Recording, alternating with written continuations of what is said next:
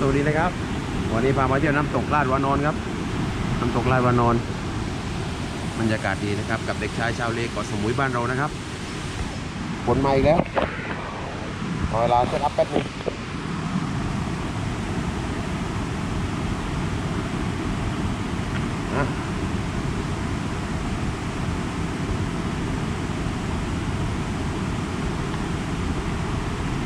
นี่นะครับ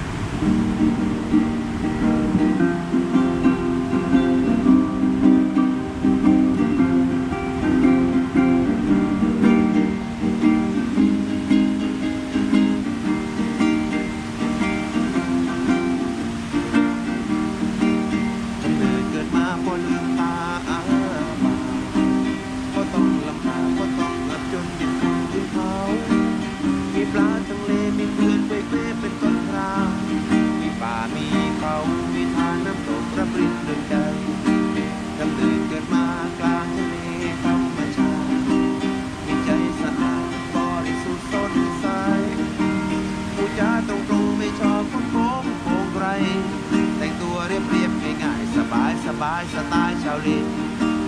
ไปรำไปเรียนเพื่อนชอบล้อเลียนทางทาง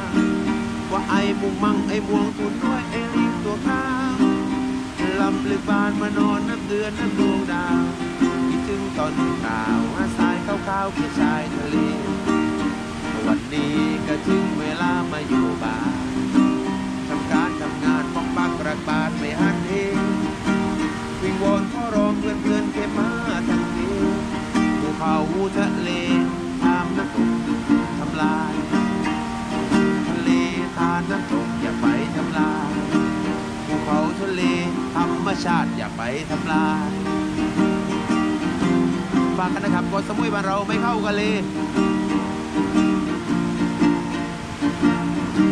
มันต้องหลายที่ลิงนะครับบ้านเราอุบัติเหตุเล็กน้อยนะครับแต่เดียวโอเคครับขอบคุณครับเจอกันไหมครับฝากติดตามด้วยนะครับ